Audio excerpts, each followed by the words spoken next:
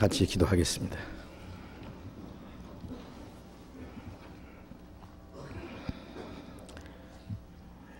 거룩하시고 자비로우신 우리 아버지 하나님, 우리를 사랑하시고 영원한 죽음의 권세에서 구원해 주신 그 크신 은혜를 감사드립니다. 이 세상에 그 어디에도 진정한 소망도 행복도 없지만은 주님께서 우리의 마음속에 영원한 소망과 참된 평화를 주셨습니다. 이 세상 것이 다 사라져버리고 없어질 때에 하나님 안에서 영원한 하나님의 나라와 그 영광이 우리에게 있는 줄로 믿습니다. 이 세상에 사는 동안에도 우리를 버려두지 아니하시고 항상 우리와 같이 계셔서 우리를 지켜주시고 주님의 말씀으로 인도해 주시는 그 크신 은혜를 감사드립니다. 우리는 연약하고 미련할지라도 변함없는 사랑으로 우리를 사랑하시며 지켜주시는 주님 감사합니다. 우리의 나머지 생에 오직 하나님의 영광을 위해서 주님의 거룩하신 뜻 가운데서만 살기를 원합니다. 이 시간 우리가 주님 앞에 함께 모여서 주님의 은혜를 찬송하며 주님의 말씀을 배우며 교제하게 해주신 주님, 우리 가운데 주님께서만 두루 행하시고 우리 안에 주님의 은혜로서 생명으로서 그리고 주님의 말씀으로 풍성히 채워주시옵소서. 우리 각 사람을 그리스도 안에서 더 완전한 사람으로 세워주시옵소서. 우리의 마음속에 깨끗한 마음을 주시고 우리에게 정직한 영을 새롭게 해 주옵소서. 우리에게 주님의 사랑으로 채워주시고 주님의 거룩하신 뜻을 분별할 수 있는 지혜를 주시옵소서. 우리 모두를 주님 말씀으로 더욱 거룩하게 완전하게 해 주옵소서. 우리가 하나님의 자녀로서 부끄러움이 없이 살아갈 수 있게 해 주옵소서. 그리고 주님이 우리에게 하라고 맡기신 일에 충성을 다할 수 있게 해 주옵소서. 우리의 몸도 우리의 영혼도 모두 주님의 피로 샀사오니 주의 것입니다. 다시는 우리 자신을 위해서 살지 않고 이 세상 헛된 것에 우리의 마음이 빼앗기지 아니하고 살아도 주를 위해서 죽어도 주를 위해서 모든 것은 하나님의 영광을 위해서 하는 것이 되게 해 주시옵소서. 이 거룩한 무리 가운데서 우리 중에 한 사람도 실족하는 사람이 없게 해 주옵소서. 때를 따라서 우리에게 필요한 말씀을 주시고 은혜를 주시는 주님, 이 시간도 우리에게 나타내고자 원하시는 말씀 각 사람 마음속에 친히 말씀해 주시고 주님의 거룩한 형상을 우리 안에 더욱 이루어 주옵소서. 이 시간 이곳에 참여하지 못한 우리 형제 자매들도 일일이 보살펴 주시고 있는 곳에서 주님을 더 가까이 할 수 있는 마음을 주시고 또 필요한 은혜를 허락해 주시옵소서. 멀리 외국 땅에 있는 우리 형제 자매들도 항상 주님이 보호해 주시고 있는 곳에서 주님의 말씀 안에서 주님의 영광을 위해서 순종하며 살아갈 수 있게 해주시고 주님이 주신 은혜와 주님의 사랑을 주변에 있는 불쌍한 영혼들에게 전해줄 수 있도록 지혜와 능력을 힘입혀 주옵소서. 주 예수님 이름으로 기도드렸습니다. 아멘. 우리 시편 41장을 교독하겠습니다. 시편 41편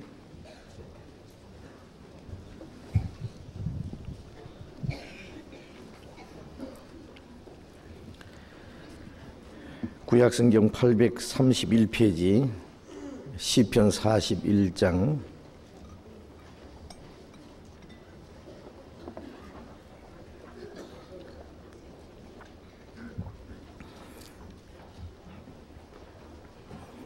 41장 1절부터 교독하겠습니다.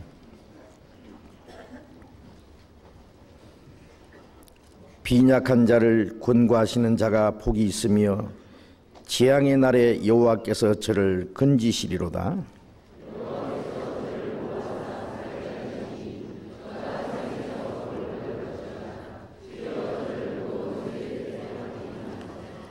여호와께서 쇠약한 병상에서 저를 붙드시고 저의 병중 그 자리를 다 고쳐 펴시나이다.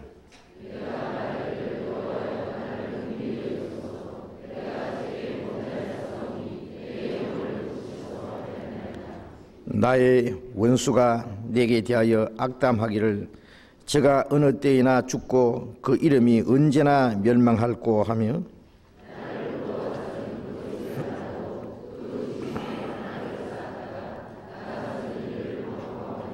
나를 미워하는 자가 다 내게 대하여 수군거리고 나를 해하려고 꾀하며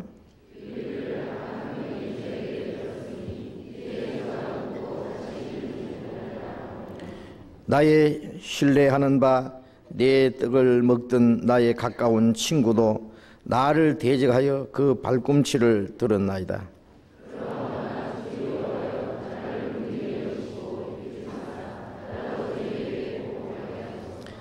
나의 원수가 승리치 못함으로 주께서 나를 기뻐하시는 줄을 내가 아나이다.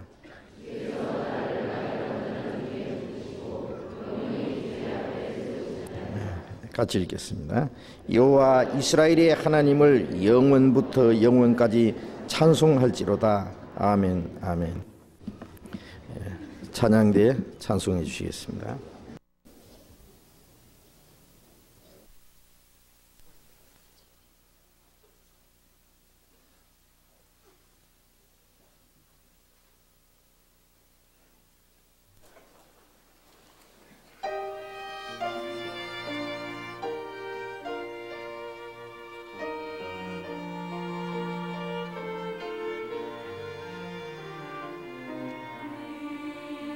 세상에서는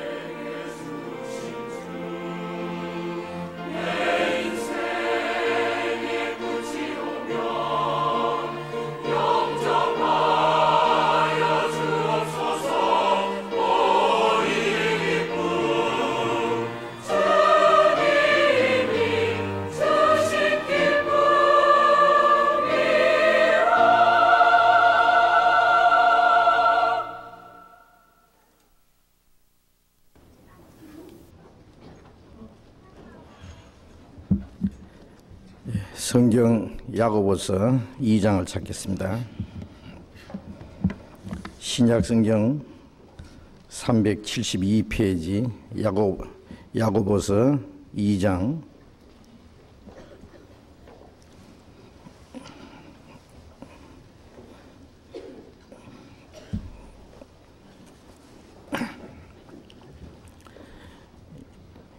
야고보서 2장 5절부터 읽겠습니다.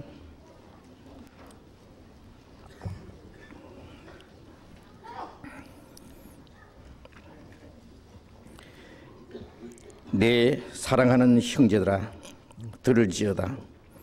하나님이 세상에 대하여는 가난한 자를 택하사 믿음에 부요하게 하시고 자기를 사랑하는 자들에게 약속하신 나라를 유업으로 받기에 아니하셨느냐? 너희는 도리어 가난한 자를 괄시하였도다. 부자는 너희를 압제하며 법정으로 끌고 가지 아니하느냐? 저희는 너희에게 대하여 일컫는 바 그 아름다운 이름을 회방하지 아니하느냐? 너희가 만일 경에 기록한 대로 내 이웃 사랑하기를 내 몸과 같이 하라 하신 최고한 법을 지키면 잘하는 것이 거니와 만일 너희가 외모로 사람을 취하면 죄를 짓는 것이니 율법이 너희를 범죄자로 정하리라. 누구든지 온 율법을 지키다가 그 하나에 그치면 모두 범한 자가 되나니 간음하지 말라 하시니가 또한 살인하지 말라 하셨은즉 네가 비록 간음하지 아니하여도 살인하면 율법을 범한 자가 되느니라. 너희는 자유의 율법대로 심판받을 자처럼 말도 하고 행하기도 하라. 긍휼을 행하지 아니하는 자에게는 긍휼 없는 심판이 있으리라. 긍휼은 심판을 이기고 자랑하느니라. 거기까지. 우리 야고보서를 계속 공부를 하고 있습니다. 구원받은 이후에 그리스도인이 어떻게 살아가야 할 것에 대해서 자세히 말씀하고 있습니다. 그리스도인의 생활은 말하는 거, 행하는 거, 살아가는 거, 모든 일들이 이제 하나님 앞에서 올바르게 또 부끄러움이 없이 행해야 된다고 성경에 우리에게 말씀해 주셨습니다.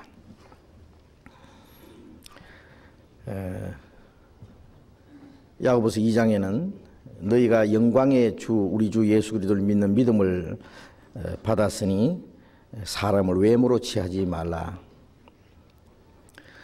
믿음으로 구원을 받은 사람은 이제 믿음으로 행해야 되는데, 믿음으로 행한다는 말은 주님께 받은 그 사실을 이 세상에 사는 동안에 나타내는 겁니다. 주님의 사랑을 받은 사람들이 주님의 사랑을 실천하는 것, 주님께로부터 받은 말씀을 행하는 것, 우리의 마음속에 이루어진 사실을 생활로 나타내는 것이 신앙 생활입니다. 우리가 믿는 것은 우리가 죄 가운데 있을 때 우리가 하나님 앞에 심판받을 운명에 처해 있을 때, 그리고 비천하고 가난한 가운데 있을 때 우리를 구원하시기 위해서 주님께서 영광의 보좌를 버리고 이 땅에 오셔서 가장 천한 자리까지, 그리고 가장 가난한 자리까지, 그리고 사람에게 멸시와 천대를 받고 수치를 받는 자리까지, 그리고 십자가에 못 박혀서 공개 처형을 당하는 수치와 고통을 다 받는, 인간으로서의 그 이상의 멸시와 그 천대와 고통을 받을 수 없는 자리까지 처해 주셨습니다. 그것은 우리 죄인을, 우리 천한 자를 구원하시기 위해서, 그리고 고난받으신 주님은 영광의 보좌 우편에 앉아 계십니다. 이것은 주님의 그 고난을 통해서 우리를 구원하실 뿐 아니라 죄 많고 약하고 천한 자들을 구원해서 그 하나님의 존귀와 영광을 우리에게 주시기 위해서입니다. 주님이 천한 자를 구원하기 위해서 스스로 천한 자리에, 낮은 자리에 오셔서 우리를 구원해 주셨으니 이제 구원받은 사람들은 주님의 사랑을 이 세상에 나타내야 되는데, 이제는 우리가 세상에 사는 동안에 아무 사람도 육체대로 알지 않는다. 우리가 사람을 대하고 사람을 판단하고 취할 때에 그 사람의 외모나 육신적인 조건으로 사람을 보아서는 안 된다는 겁니다. 우선 하나님의 형상대로 지음을 받은 영혼, 하나님이 모든 사람을 사랑하시기 때문에, 또 주님께서 위에서 죽으시고 피 흘리셨기 때문에 모든 사람을 우리가 귀하게 여겨야 됩니다. 존중해야 됩니다. 소위 인간의 존엄성이라고 하는 것은 인간된 입장에서 짐승과 비교해서 사람이 더 귀하다 그런 것보다도 하나님의 형상대로 하나님의 거룩한 목적과 계획을 위해서 지음을 받았기 때문에 주님이 위에서 흘리신 그 보혈로 값주고 산 자들이기 때문에 영원히 영생을 얻을 수 있는 그러한 존재들이기 때문에 우리가 귀중히 여겨야 된다 그럽니다. 더구나 예수님의 피로 구원을 받은 하나님의 자녀들은 그 사람이 하나님의 자녀이고 하나님 보시기에 귀중한 존재인 만큼 우리도 서로 귀중히 여겨야 됩니다. 영원한 하나님의 나라를 함께 기업으로 받을 자들이기 때문에 우리는 귀하게 여겨야 된다고 성경은 말씀하셨습니다. 그래서 이 세상 사람들이 하는 것처럼 어떤 이 세상적인 지위나 권세나 이 세상의 어떤 그 재물, 이 세상 것이 있느냐 없느냐 하는 그런 것으로 사람을 판단하고 혹은 존귀 여기기도 하고 그리고 마음에 멸시를 하기도 하는 그런 일이 있어서는 안 된다는 겁니다. 그리스도 안에서는 그런 것이 있을 수 없다. 주님께서 우리 모든 자를 받아주신 것 같이 우리도 모든 사람을 받아줘야 된다고 이렇게 말씀하고 계십니다. 그래서 5절에 있는 말씀 다시 읽겠습니다. 내 사랑하는 형제들아 들을지어다. 하나님이 세상에 대하여는 가난한 자를 택하사 믿음에 부유하게 하시고 또 자기를 사랑하는 자들에게 약속하신 나라를 유업으로 받게 아니하셨느냐. 하나님이 세상에 대해는 가난한 자를 택하셨다. 부자를 택하지 않고 잘난 자를 택하지 않고 많이 배운 사람, 유명한 사람, 높은 위치에 있는 사람을 택하지 않고 가난한 자, 약한 자, 천한 자, 멸시받는 자들, 없는 자들을 하나님이 택하셨다. 우리가 하나님 앞에 죄인일 뿐 아니라 육신적으로도 빈손으로 왔다가 그리고 이 세상에 무엇이 행복인지 진정한 소망인지 알지 못한 채 온갖 고통과 괴로움에 시달리다가 어느 날 또 죽어서 빈손으로 돌아가는, 아무것도 가지고 온 것이 없으며 가지고 갈 것이 없다고, 어떻게 왔든지 그대로 돌아간다고 하는 말씀처럼 인간이라고 하는 것은 참으로 하나님 보실 때는 보잘것없는 천한 존재일 수밖에 없습니다. 하나님 앞에 인간이 얼마나 허무하고 보잘것없다고 하는 사실을 깨달을 때에 인간은 영원한 생명과 소망을 주시는 하나님을 의지하고 하나님이 주시는 그 구원을 받고 그 하나님의 은혜에 참여할 수가 있다 그 말씀입니다. 그렇기 때문에 죄가 없다는 사람, 내가 어렵다는 사람도 구원을 받지 못할 뿐 아니라 나는 부유하다, 나는 만족한 게 없다, 나는 행복하다고 스스로 자처하는 사람도 구원을 받기가 어렵습니다. 그리고 하나님 앞에 자기의 영적인 비참한 모습을 보지 못하고 이 세상 헛된 것에만 욕망이 사로잡혀 있는 사람들, 그 사람들도 구원받기 어렵습니다. 육신적으로 가난하든 아니면 다른 사람보다 좀 부유하든 그것은 다 세상에 잠깐 있는 동안에 있는 것이고, 하나님 앞에 우리 모두는 다 비천한 자들이고, 죄인이라는 사실을 깨달을 때 그 가난한 자를 주님께서 찾아주시는 겁니다. 육신적으로 부자도 마음이 가난해야만 구원을 받을 수 있습니다. 가난한 자를 택해서 믿음에 부유하게 하셨다. 여기에 믿음에 부유하게라는 것은 어떤 물질적인 세상적인 부유를 말하는 것이 아니라 영적으로 영원한 하나님의 나라를 기업으로 주시겠다는 말씀입니다. 예수 그리스도 안에 있는 하늘에 속한 모든 신령한 복, 썩지 않고 더럽지 않고 쇠하지 않은 그 기업을 주시겠다는 겁니다. 부유하다는 것은 많은 소유를 가지고 있는 것을 부유하다고 합니다. 그러나 이 세상 것은 아무리 가져봐야 그건 자기 것이 아니기 때문에 그건 진정한 부유라고 할 수 없습니다. 세상에 권세를 가진 사람도 하루아침에 비참하게 되는 모습들, 엄청난 재산을 가지고 대재벌의 총수가 되어 있는 사람도 초라한 모습으로 재판정에 서고 구치소에 들어가는 하루아침에 비참하게 되는 모습들을 우리가 얼마든지 봅니다. 세상의 모든 것이 다 그렇습니다. 오늘 밤에 네 영혼을 도로 찾으면은 네가 예비한 것이 누구 것이 되겠느냐? 길어봤자 몇십 년 아니면 하루 저녁이라도 모든 것이 다 없어질 수 있는 그것이 세상 것입니다. 그런 것을 얻은 것이 부요가 아니고 하나님께 대한 부요. 다시 말한 대로 헛된 일에 분유하며 재물을 쌓아나 누가 취하는지 알지 못하나이다. 내가 무엇을 바라리요 나의 소망은 주께 있나이다.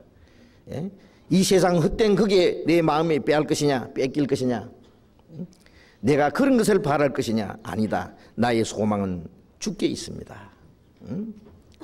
그래서 자기를 위하여 재물을 쌓아두고 하나님께 대하여 부여치 못한 사람, 제일 어리석은 사람이라고 했고, 반대로 세상에서는 부유하지 못할지라도 하나님께 대해서 부유한 사람이 있다면 그 사람이 진정으로 부유한 사람입니다.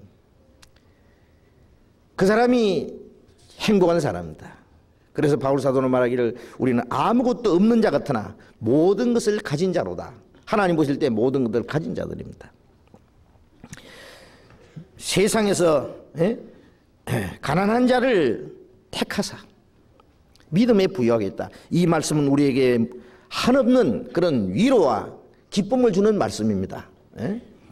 만일 하나님이 부유한 자, 잘난 자들, 높은 자들, 유명한 자들을 택하셨다면 우리가 소망이 있겠습니까? 우리는 소망이 없습니다. 그러나 약한 자, 천한 자, 멸시받는 자, 죄 많은 자를 주님이 택해서 우리를 하나님의 자녀 삼으시고 우리에게 진정한 부유함을 주시고 우리에게 그 영광을 주셨기 때문에 이것이 우리에게 얼마나 큰 축복이냐. 사무엘상 2장을 한번 찾겠습니다. 구약성경 사무엘상 구약 410페이지입니다. 사무엘상 2장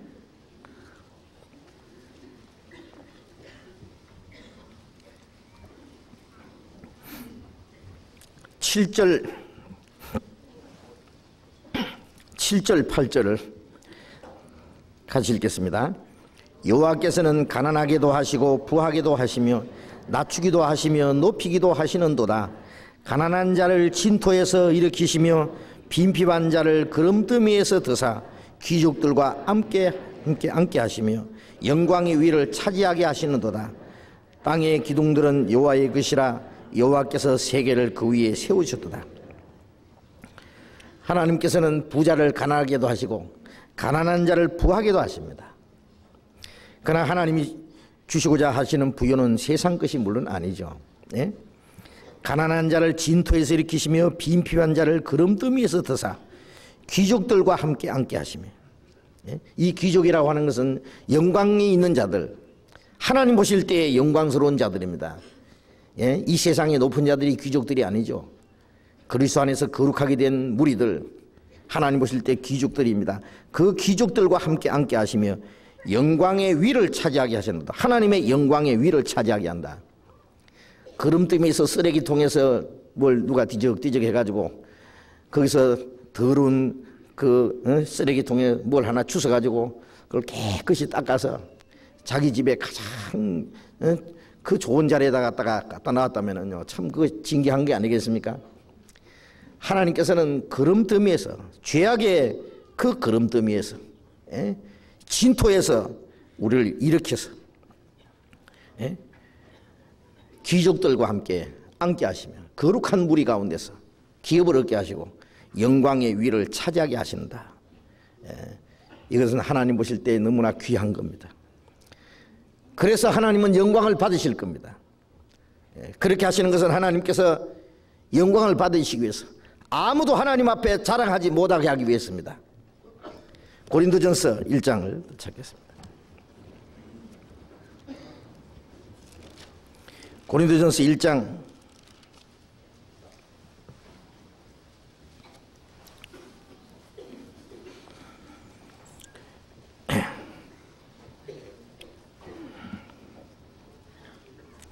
27절부터 읽겠습니다.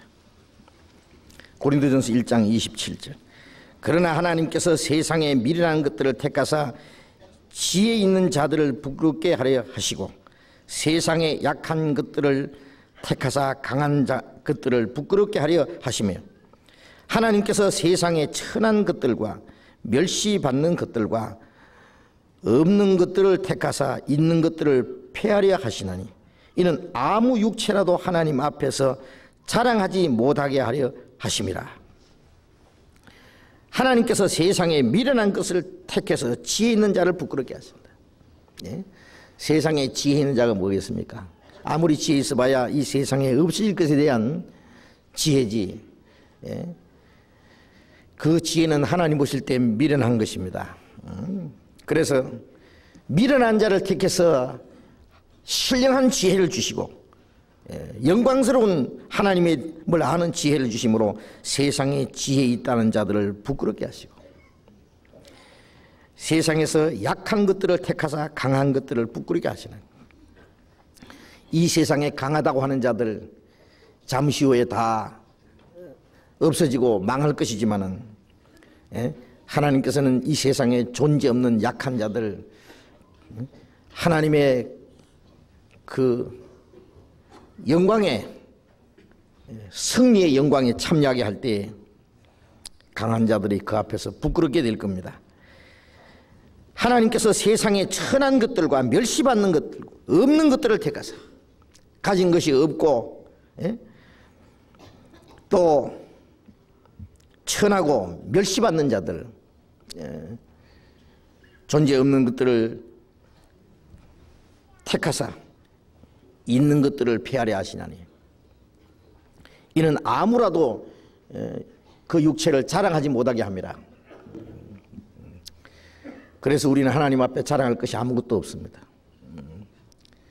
비천한 자를 택해서 그 영광을 차지하게 하신 그 무한하신 하나님의 은혜와 그 영광을 우리는 찬송할 것밖에 없다고요. 그래서 그리스도인들은 약한 자들, 천한 자들, 이 세상에서 멸시받는 자들을 우리는 귀하게 여겨야 됩니다. 만일 이 세상에서 그리스도인들이 외모로 사람을 판단하고 가난한 자를 멸시한다면 그리스도께서 이루신 그 구속의 역사를 멸시하는 것과 같습니다. 가난한 자를 위해서 스스로 가난하게 되시고 천한 자들을 위해서 스스로 천한 자리까지 오신 바로 그 그리스도를 멸시하는 것이 될 수가 있습니다. 그래서 이 세상에서 멸시받는 자들, 약한 자들, 천한 자들, 그런 사람들이 하나님의 위로를 받기 위해서, 하나님의 평안을 얻기 위해서 교회에 나오는 사람들이 있을 때 우리는 그들을 따뜻하게 주님의 사랑으로 우리는 영접해 줘야 될 겁니다. 그리고 하나님의 사랑을 깨달을 수 있도록 도와줘야 될 겁니다. 그리고 구원받은 사람들은 비록 육신적으로 천하고 멸시받고 세상 사람들에게 소외를 당하던 사람들이지만 그리스도 안에서는 서로 귀중히 여겨야 될 겁니다. 하나님이 귀중히 여기신 것처럼, 주님이 우리를 받아주신 것처럼 우리도 그들을 잘 받아줘야 됩니다. 로마서 15장을 읽겠습니다.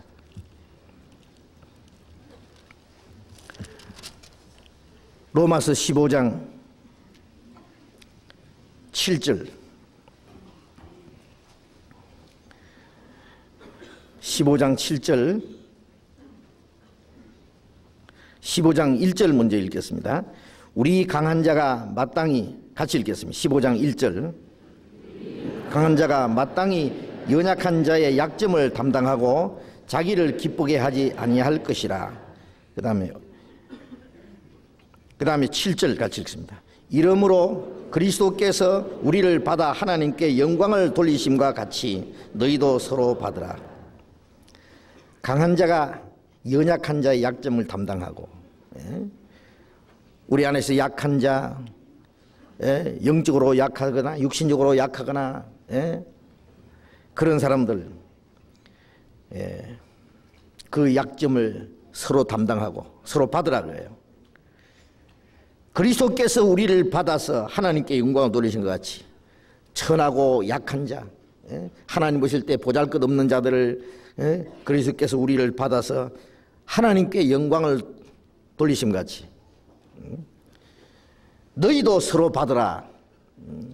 마음을 넓혀서 주님이 우리를 받아주신 것처럼 우리도 서로 받으라고 했습니다. 주님이 우리를 불쌍히 여기신 것처럼 우리도 다른 사람을 또 불쌍히 여겨야 된다고 했습니다. 그리스도 안에서 지극히 작은 자, 약한 자 하나에게 한 것이 바로 주님께 한 것이라고. 마태복음 25장을 읽겠습니다. 마태복음 25장 40절, 25장 40절 같이 읽겠습니다. 임금이 대답하여 가라사대 내가 진실로 너희에게 이르노니 너희가 여기 내 형제 중에 지극히 작은 자 하나에게 한 것이 곧 내게 한 것이니라 하시고, 예수님이 여기에 내 형제 중에 지극히 작은 자라고 했어요. 지극히 작은 자 하나에게 한 것이 곧 내게 한 것이라. 그리스도 안에 있는 지극히 작은 자 하나도 주님이 보실 때 귀하게 계시기 때문에 그 작은 자 하나에게 한 것이 바로 주님께 한 것이라고. 그 사람을 사랑으로 대접해 주면은 주님을 대접한 것과 같이 주님이 그렇게 여기시는 거예요. 그 사람을 잘못 대접하면은 주님을 잘못 대하는 것처럼, 그 사람을 멸시하면은 주님을 멸시하는 것처럼 주님이 여기실 겁니다. 지극히 작은 자 하나에게 한 것이 곧 내게 한 것이라. 주님이 지극히 작은 자 하나를 귀중히 여기신다는 말씀입니다. 그래서 우리도 마땅히 그렇게 여겨야 됩니다. 마태복음 18장을 또 찾겠습니다. 18장. 마태복음 18장 10절 또 같이 읽겠습니다. 삼가 이 소자 중에 하나도 없인 여기지 말라. 너희에게 말하노니 저희 천사들이 하늘에 계신 내 아버지의 얼굴을 항상 배웁느니라. 삼가 이 소자 중에 하나도 없인 여기지 마라. 주님을 믿는 이 소자 중에 하나도 없인 여기지 마라. 너희에게 말하노니 저희 천사들이 하늘에 계신 내 아버지의 얼굴을 항상 배웁느니라. 저희의 천사 그래서 저희 천사. 성경에 보면은 구원받은 사람들 하나에게 천사 하나씩 주님께서 아마 붙여주신 것 같습니다. 베드로의 천사도 있다 그랬습니다. 베드로가 감옥에 갔을 때 천사가 그를 끌어냈습니다. 문 밖에서 베드로가 문을 두드릴 때 그 안에서 베드로를 위해서 기도하던 사람들이 베드로가 왔다 그러니까 베드로가 올 리가 없다고, 아마 그의 천사가 왔는 것 같다고. 그의 천사가 베드로 목소리로 아마 얘기한 것 같다고. 그 당시에 그리스도인들은 그것을 믿었습니다. 그래서 모든 천사들은 구원 얻을 후사를 섬기라고 하나님이 보내셨다고 히브리서 1장 끝에 기록되어 있습니다. 그래서 구원받은 사람이 잘하든 잘못하든 그것이 하나님께 보고 올라가고, 또 다른 사람이 하나님의 자녀를 멸시하고 괴롭게 하면은 그 천사가 그것을 하나님 앞에 일러줍니다. 하나님의 아들 저 암흑에 있잖아요. 막 누가 욕하대요. 일러줍니다. 저를 누가 막 욕하고 멸시하면은 제 천사가 하나님께 일러줍니다. 조심하십시오. 저뿐 아니라 구원받은 모든 그리스도인들 다 마찬가지요. 그 천사의 보고가 항상 올라가요. 하나님, 저기 하나님 아들 암흑에 있잖아요. 참 약하고 어려운데 누가 도와주었답니다. 또 그것도 보고도 올라갈 거예요. 저의 천사들이 항상 하늘에 계신 내 아버지의 얼굴을 배움느니라. 배운다는 말은 그 보고를 다 하나님께 올리는 거예요. 그러니 지극히 작은 자 하나에게 잘하든 못하든 그것이 하나님 보시기에, 하나님도 그렇게 다 보시는데 얼마나 중요한 문제냐 그겁니다. 자, 이제 야고보서 2장 다시 돌아가 봅시다. 야고보서 2장 6절. 너희는 도리어 가난한 자를 괄시하였도다.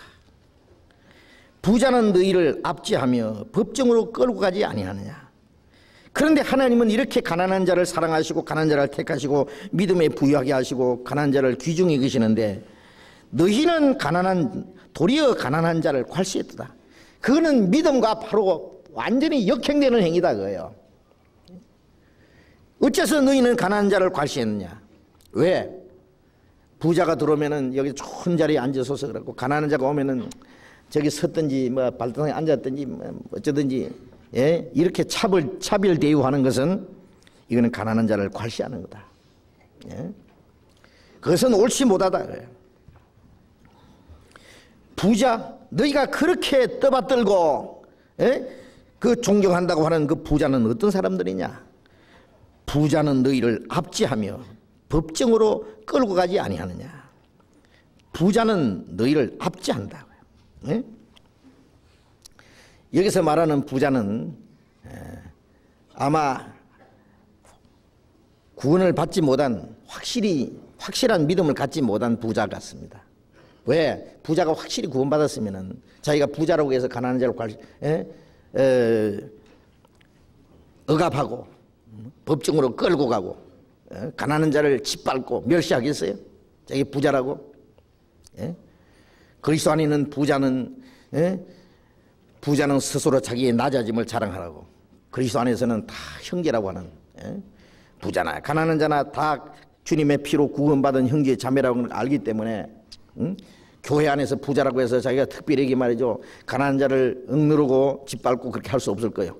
여기 말하는 부자는 구원받지 못한, 확실한 믿음을 갖지 못한 부자로서 가끔 회당에 한번 턱 나와서 자기 부유함을 과시하고 하는 그런 사람들인 것 같습니다. 그런데 이 부자는 너희를 압제한다. 부자가 압제한다는 건 뭐예요? 부자는 스스로 높은 마음을 가지고 있어요. 스스로. 이 세상에서는요, 돈 많으면은 무조건 그 앞에서 굽실굽실 하거든요. 그 사람이 못 배웠어도 돈만 많으면은 많이 배운 사람도 그 앞에 그냥 절절매고, 이 세상의 정치가들도 그냥 그 부자 앞에서는 얻어먹을 것이 있기 때문에 그냥 굽실거리고, 그래서 이 부자는 자기도 모르게 교만하게 돼 있는 거예요. 부자는 교만합니다. 높은 위치에 딱 있어요. 다른 사람하고 자기하고 차등을 딱 두는 거예요. 스스로 우월감을 가지고. 그래서 가난한 자들 위에 군림하는 겁니다. 참 이상하죠. 그래서 마음속으로 가난한 자를 멸시하는 그런 마음이 있는 거예요.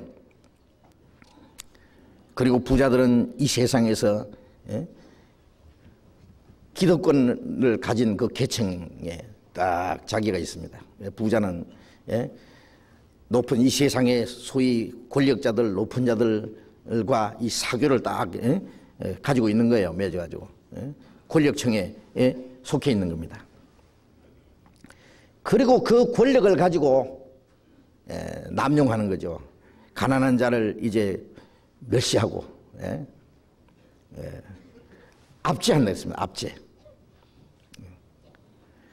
이런 것이 만일 교회 안에까지 들어와 가지고 교회에서 이 부자가 가난한 자를 마음속으로 억누르고 가난한 사람을 멸시하는 것이 있다면 이거는 말도 안 됩니다.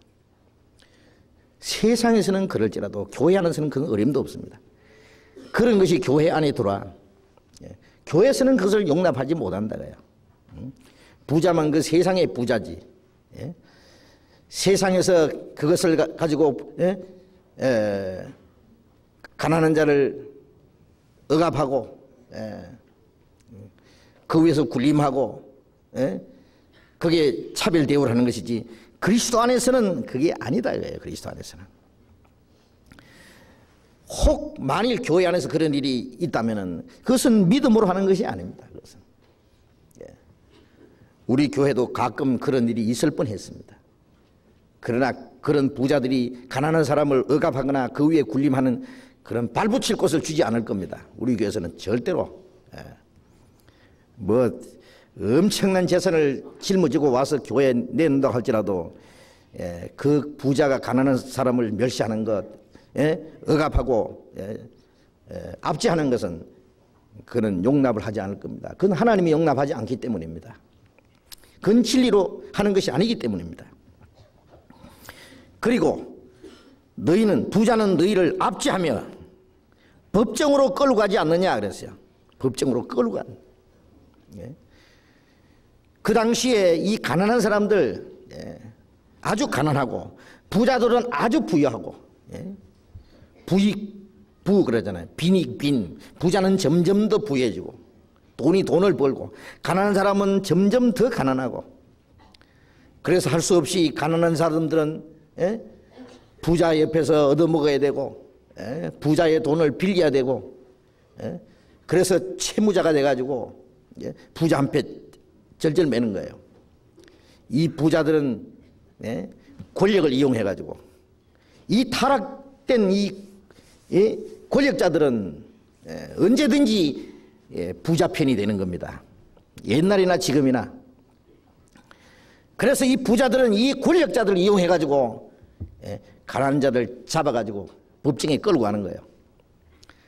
돈 안 갚으면은요, 이 채무자들을 그냥 무자비하게 그냥 끌고 법정에 가서 끌고 가서 돈 안 갚으면 죽인다 그래요. 채무자가 아닐지라도 자기가 미워하는 사람, 부자는 미워하는, 자기 미워하는 사람을 권력자를 이용해가지고 골탕을 먹이고 죽이려고 하는 거예요. 이 권력자를 이용해가지고 가난한 자를 괴롭히게 하는 법정에 끌고 간다 그 말입니다. 그런 일이 있습니다. 지금도 그런 일이 있을 수 있습니다. 그래서 부자는 너희를 압제하며 법정으로 끌고 가지 아니하느냐. 그리고 7절에 저희는 너희에게 대하여 일컫는 바 그 아름다운 이름을 회방하지 아니하느냐. 저희는 너희는 여기에 구별해 놨습니다. 이들은 그리스도 밖에 있는 자들입니다. 저희는 너희에 대하여 일컫는 바 그 아름다운 이름을 회방하지 않느냐. 이 부자들은 예수님이 가난한 자이기 때문에 예수 믿는 사람들 예수님의 이름을 회방하는 그런 일도 서슴지 않습니다. 나사렛 목수 아들을 믿는다지, 십자가에 못 박혀 죽은 유대인 청년을 믿는다지, 예수 믿는 사람들을 괄시하고 핍박하는 사람들이 그렇게 욕설을 했습니다. 예수 이름을 더럽혔습니다. 그리스도인이라는 것을 멸시하는 겁니다. 그리스도인이라는 아름다운 이름, 그리고 그리스도 안에서 형제 자매라고 하는 아름다운 이름을 그들은 회방하는 겁니다. 부자 높은 자리에 있는 사람이 이 교회 안에 들어와서 형제 자매라 그러면요 굉장히 기분 나쁩니다. 아주 높은 자리에 있는 그 이 세상에서 존경받는 그 호칭을 사용해야지. 뭐 아무개 높은 님 해야 되지. 형제 자매 그러면 기분 굉장히 나빠합니다. 형제라고 한다고, 자매라고 한다고. 사실은 형제 자매라는 말보다 더 아름다운 이름은 없어요. 그래서 아주 우리는 조심스럽게 해야 됩니다. 그러나 이 스스로 교만한 마음을 가진 자, 스스로 높은 위치에 있다고 생각하는 자고한 마음을 가진 사람들은 형제 자매 교제 속에 어울리지 못합니다. 항상 자기를 한 위치 높게 갖다 놓고 눈을 깔고 내려다보는 거예요. 그 교제가 되겠습니까? 그러면 그런 교제 안 되죠. 그래서 이런 사람들로 말미암아 이 교제에 혼란이 일어날 수도 있습니다. 그리스도인의 교제가 회방을 받을 수도 있습니다. 형제자매라는 아름다운 이름이 회방을 받을 수 있고 교회 안에서 교제가 깨질 수가 있어요. 교회 안에 교제가 깨지는 이유를 가만히 살펴보면 이 부자들이 작용하는 경우가 있습니다. 그건 안 됩니다. 이 교만이 들어와서 남을 판단하고 어쩌고 합니다. 그리고 부자가 나타나면 부자들 주변에서 절절 매는 사람들이 있습니다. 그래서 그런 클럽이 딱 이루어집니다. 제가 아는 어떤 교회는 교회 안에서 가난한 사람의 클럽하고 부자 클럽하고 딱 나눠져 있어요. 그래서 부자들 집에는 가난한 사람은 문턱이 높아서 가지도 못해요. 대도 안 하는 짓입니다. 그건 있을 수 없죠. 그런데 너희가 어찌 부자를 떠받들고 가난한 자를 괄시할 수 있느냐? 부자들이 너에게 준 게 뭐냐 그거야. 뭘 줬냐 그거야.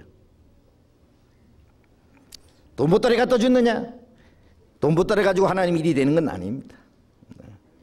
그것도 참으로 믿음으로 하는 것 외에는, 믿음으로 구원받았으면 처음부터까지 전부 믿음으로 해야 되지. 세상적인 방법이 교회 안에 들어와서는 안 된다. 야고보서 2장 8절 읽겠습니다. 8절. 너희가 만일 경에 기록한 대로 내 이웃 사랑하기를 내 몸과 같이 하라 하신 최고한 법을 지키면 잘하는 것이거니와. 경에 기록된, 성경에 기록된 대로 네 이웃을 사랑하기를 내 몸과 같이 하라. 여기에 경에 기록됐다는 건 특별히 구약 성경에 기록된 것을 강조합니다. 성경에 기록하기를 내 이웃을 사랑하기를 내 몸과 같이 하라 하신 최고한 법, 이게 최고한 법이라고 했어요. 마태복음 22장에 율법사가 예수님의 앞에 왔습니다. 계명 중에 어느 계명이 큽니까? 마음을 다하고 뜻을 다하고 힘을 다하고 목숨을 다해서 하나님을 사랑하고 이웃을 내 몸같이 사랑하라. 이것이 율법과 선지자의 대강령이라. 자, 십계명을 둘로 딱 나누면은 마음을 다하고 힘을 다하고 뜻을 다하고 목숨을 다해서 하나님을 사랑하고, 그리고 그렇게 하나님을 사랑하는 사람은 이웃을 내 몸같이 사랑하는, 내 몸같이 사랑하는 사람이 불효하겠습니까?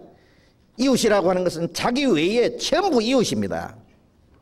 그런 의미에서는 부모도 이웃이 될 수 있고, 아내도 이웃이 될 수 있고, 형제도 이웃이 될 수 있고, 주변에 있는 모든 사람, 그 사람이 불효하겠습니까? 사람을 죽이겠습니까?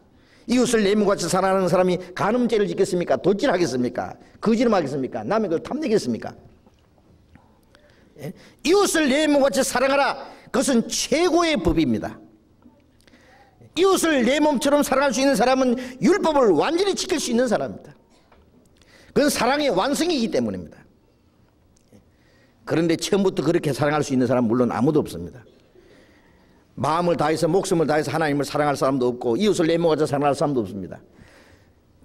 그래서 하나님 편에서 이제 마음을 다해서 목숨을 다해서 자기 독생자를 십자가에 죽이기까지, 목숨을 다 바치기까지 사랑해 주셨습니다. 우리가 하나님을 사랑한 것이 아니라 하나님이 먼저 우리를 사랑하셨다. 그 하나님의 사랑을 깨달은 사람은 이제는 목숨을 다해서 하나님을 사랑합니다. 그렇지 않습니까? 여호와께서 내게 주신 모든 은혜를 무엇으로 보답할꼬? 살아도 주를 위해서 죽어도 주를 위해서. 사나 죽으나 주의 것이기 때문에 그건 주님의 사랑을 깨달은 결과입니다. 주님을 참으로 사랑할 수 있는 사람은 이웃을 사랑할 수 있어요.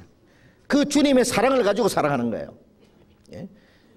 그래서 베드로전서 1장 22절에 진리를 순종함으로 너희 영혼을 깨끗하게 하여 거짓이 없이 형제를 사랑하게 이르렀으니 마음으로 피차 뜨겁게 사랑하라. 그 진리를 깨달음으로 이 영혼이 깨끗게 되자마자 거짓이 없이 형제를 사랑하게 이르렀다.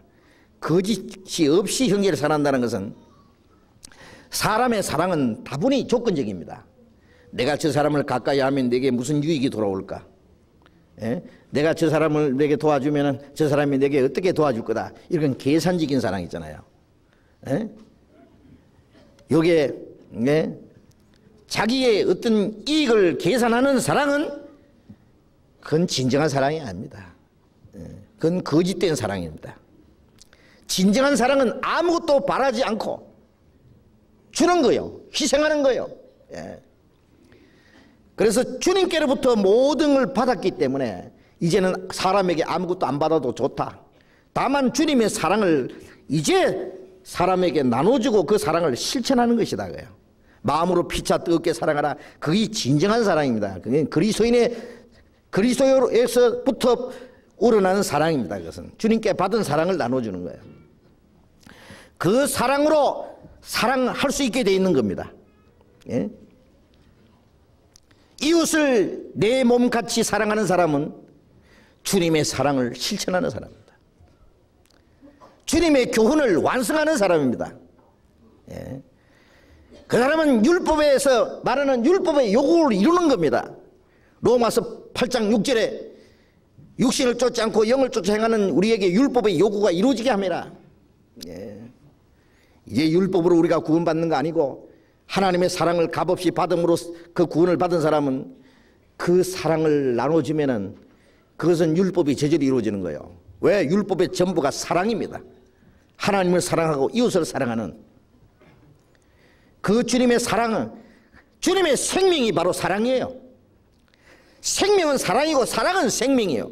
그 생명을 받은 사람은 생명의 활동이 바로 사랑으로 나타납니다. 하나님이 우리를 사랑하신 적 우리도 서로 사랑하는 것이 마땅하다 그래요. 그 사랑, 그 주님의 사랑을 가지고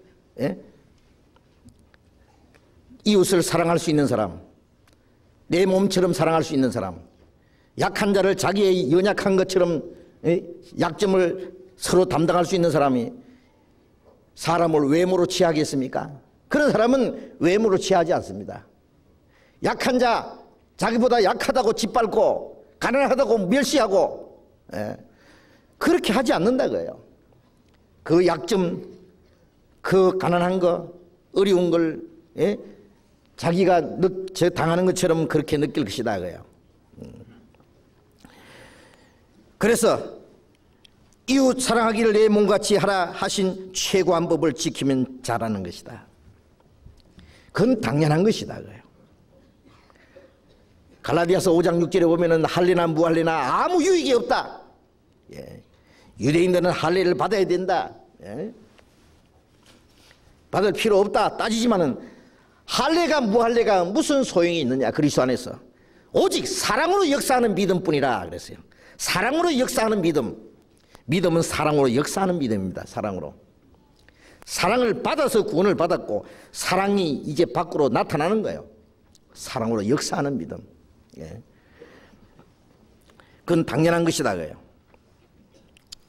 그 다음에 2장 10절입니다. 야고보서 2장 10절 누구든지 온 율법을 지키다가 그 하나에 그치면 모두 범한 자가 되나니. 누구든지 온 율법을 지키다가 그 하나에 그치면 모두 범한 자가 되나니. 자, 율법은 어느 것은 지키고 어느 것은 지키지 않아도 된다는 그런 것은 없다 그거예요.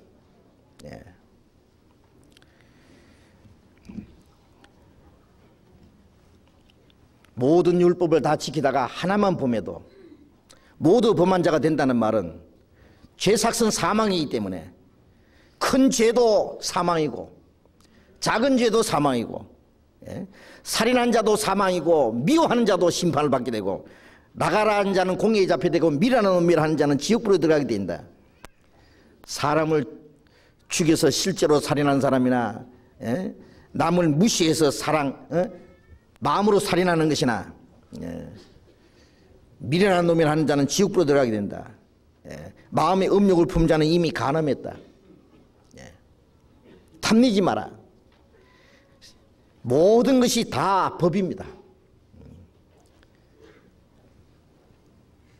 그렇기 때문에 율법을 지켜서 어렵게 될 사람이 어디 있느냐고요. 한 사람도 없다. 그래서 갈라디아서 3장 10절에는 율법의 행위로 어렵다 하면 얻으려고 하는 자는 율법 안에서 어렵게 되려고 하는 사람은 저주 아래 있다. 기록된 바 누구든지 율법책에 기록된 대로 온갖 율법을 항상 행하지 않는 자는 저주 아래 있는 자라 했습니다. 누구든지 모든 율법에서 말하는 온갖 일을 하나도 빠지지 말고 한 번도 범하지 말고 항상 행하지 않는 자는 저주 아래 있다. 저주라는 말은 죄삭은 사망이라 그게 율법의 저주입니다. 그게 율법의 저주인데 그러면 누가 하나도 빠짐없이 한 번도 범하지 않고 지킬 수 있느냐? 없다 그거예요. 여기서 이 말씀을 강조하신 것은 우리가 행위로 구원받았느냐? 만일 하나님 앞에서 행위로 말미암아 의롭다함 받으려고 한다면 한 사람도 하나님 앞에 의롭게 될 사람이 없지 않느냐? 왜? 하나도 빠짐없이 율법을 지킬 수 있는 사람은 없으니까. 간음하지 말라 11절에 간음하지 말라 하시니가 또한 살인하지 말라 하셨은즉 네가 비록 간음하지 아니하여도 살인하면 율법을 범한 자가 되느니라. 간음하지 말라 하시니가 살인하지 말라 했었다. 어느 하나를 범할지라도 그거는 하나님의 명령을 범한 것이다. 하나님의 명령을 범한 죄는 동일하다 그래요. 그게 큰 죄고 작은 죄고 없다 그래요. 하나님의 법을 범한 자는 심판 아래 있다. 그래서 율법을 지킴으로 의롭게 될 사람은 한 사람도 없고 하나님 앞에 모두 심판을 받을 수밖에 없는 죄인이다. 그래서 우리는 하나님의 긍휼하심으로 무조건 구원을 받았다 그래요. 그렇지 않습니까?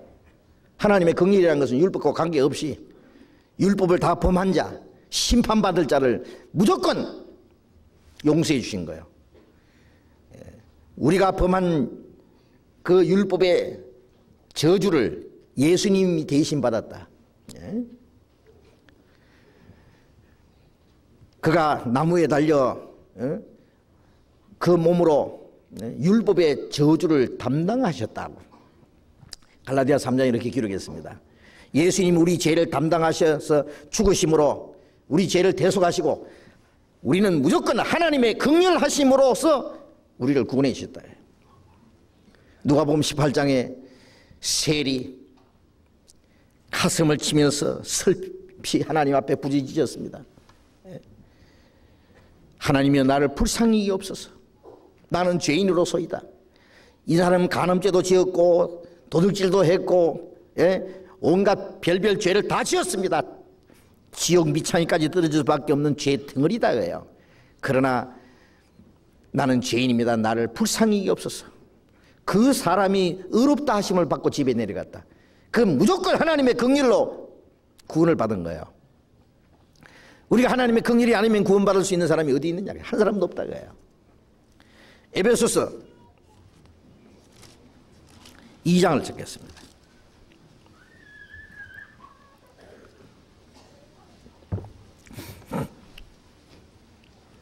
에베소서 2장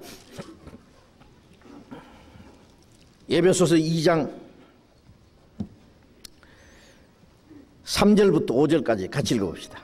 전에는 우리도 다 그 가운데서 우리 육체의 욕심을 따라 지내며 육체와 마음에 원하는 것을 하여 다른 이들과 같이 본질상 진노의 자녀였더니 긍휼에 풍성하신 하나님이 우리를 사랑하신 그 큰 사랑을 인하여 허물로 죽은 우리를 그리스도와 함께 살리셨고 너희가 은혜로 구원을 얻은 것이라.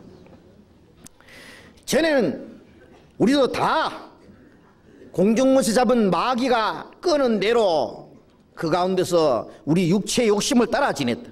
육체와 마음에 원하는 것을 하여 다른 이들과 같이 본질상 진노받을 자식들이었다. 심판받을 자들이었다. 그런데 긍휼에 풍성하신 하나님이 우리를 사랑하신 그 큰 사랑을 인하여 허물로 죽은 우리를 그리스도와 함께 살리셨고 너희가 은혜로 구원을 얻은 것이라. 긍휼에 풍성하신 하나님이 우리를 사랑하신 그 큰 사랑, 무조건 불쌍히 이기는 사랑, 그 사랑으로 말미암아 우리가 구원을 얻었다. 우리는 하나님의 긍휼을 입은 자들입니다. 이 하나님의 긍휼하심을 입었기 때문에 우리는 다른 사람을 긍휼히 여기는 것이 당연하다 그겁니다. 의로운 거, 선한 거, 사람 보기에 아름다운 거, 그런 것을 보시고 그런 조건으로 구원해 주신 것이 아니고 멸망받을 비참한 죄인들을 하나님의 불쌍히 여김으로 하나님이 우리를 구원해 주셨기 때문에 그 구원을 받은 사람들은 그 긍휼을 또 다른 사람에게 베푸는 것이 당연하다. 그래서 이 말씀을 여기에 강조한 겁니다. 너희가 율법의 행위로 구원받았느냐? 아니다 그래요. 디도서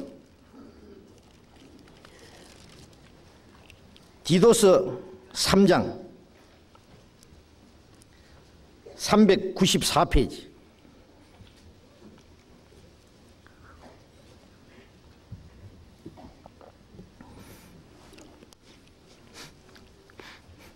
(3장) 4절 5절 같이 읽겠습니다. 우리 구주 하나님의 자비와 사람 사랑하심을 나타내실 때에 우리를 구원하시되 우리의 행한 바 의로운 행위로 말미암지 아니하고 오직 그의 긍휼하심을 쫓아 중생의 씻음과 성령의 새롭게 하심으로 하셨나니. 우리 구주 하나님의 자비와 사람 사랑하심을 나타내실 때 우리를 구원하시되 우리의 행한 바 의로운 행위로 말미암지 않고 우리의 의로운 행위로 구원하신 것이 아니고 오직 그의 긍휼하심을 쫓아, 긍휼, 하나님이 우리를 불쌍히 여기는 그 사랑을 쫓아 중생의 씻음과 성령의 새롭게 하심으로. 중생, 거듭나는 것은 두 가지가 있죠. 예수의 피로 우리 죄를 씻어주신 거, 성령으로 우리에게 새 생명을 주셔서 우리에게 새롭게 하신 거, 속죄와 새 생명, 씻음과 새롭게 하심으로 하셨나니. 우리의 죄를 씻어주시고 우리를 그리스도 안에서 새 사람으로 만든 거, 이거 전부 하나님의 긍휼하심으로 된 겁니다. 이 하나님 앞에 긍휼하심을 입은 사람들인데 우리가 남을 멸시하는 것은 그것은 그 사람의 인격을 무시하는 것이고 그것은 살인하는 것과 같다. 간음하지 말라 하시니까 살인하지 말라고 했다. 네가 간음하지 않아도 살인하면은 율법을 범한 자가 된다. 그리스도인들이 마음으로 미워하고 마음으로 멸시하는 것, 그 전부 마음으로 살인하는 겁니다. 살인. 자, 구원받은 사람이 하나님의 은혜로 값없이 구원받았다고 해서 이제 아무렇게나 살아도 되느냐? 율법을 범해도 되느냐?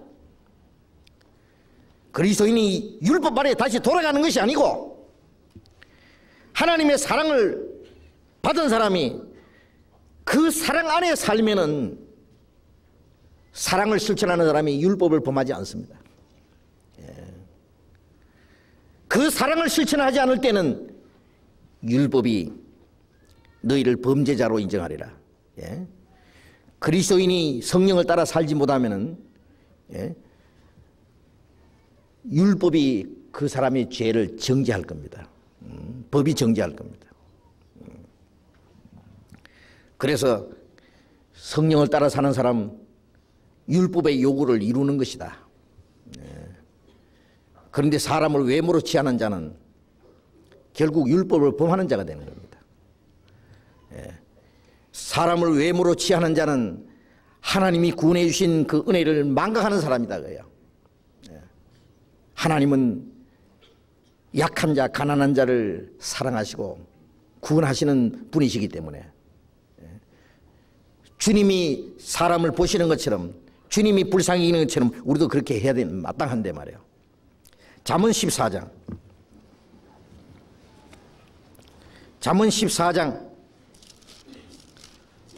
31절.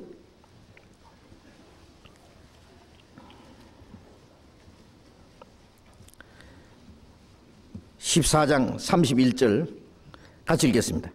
가난한 사람을 학대하는 자는 그를 지으신 이를 멸시하는 자요, 궁핍한 사람을 불쌍히 여기는 자는 주를 존경하는 자니라. 가난한 사람을 학대하는 자는 그를 지으신 하나님을 멸시하는 것이다. 가난한 사람, 가난하게 하신 분이 누굽니까? 하나님입니다. 인간을 이 세상에서 가난하게 어렵게 살도록 만든 분이 누구예요? 그 하나님이에요. 왜? 가난해야만 하나님께 돌아오니까. 사람이 영혼을 구원하기 위해서 이 세상의 인간에게 고통과 괴로움을 주신 거예요. 가난을 주신 거예요. 그런데 가난한 자를 멸시하는 것은 그 하나님을 멸시하는 것이다. 그를 지으신 하나님을 멸시하는 것이다. 하나님의 형상대로 지으신 그 하나님을 멸시하는 것이다. 궁핍한 사람을 불쌍히 여기는 것은 그 사람 바로 하나님을 존경하는 자다.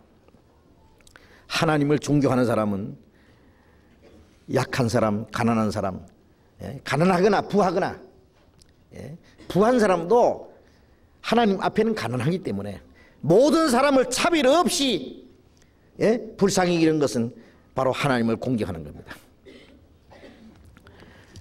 이제 야고보서 다시 돌아가 봅시다. 야고보서 2장 12절. 너희는 자유의 율법대로 심판받을 자처럼 말도 하고 행하기도 하라. 자유의 율법대로 심판받을 처럼. 자유의 율법이라고 하는 것은, 자, 이 구원받은 사람 마음 속에는 자유의 율법이라는 게 있습니다. 하나님의 사랑을 깨달을 때 하나님의 사랑이 우리의 마음에 부음받아 있다고 로마서 5장 5절에 그렇게 되어 있어요. 내 말을 저희 마음에 두고 내 법을 저희 생각에 기록하리라. 무슨 법을? 하나님의 법을 우리 안에다 기록해놨어요. 돌비에 기록한 것이 아니라 이 마음의 비에다가 기록했다 그랬어요. 성령으로 말미암아 하나님의 사랑이 이 속에 기록이 되어 있어요. 그것이 그리스도인이 받은 자유의 율법입니다. 그리스도인의 자유는 마음대로 사는 방종의 자유가 아니에요.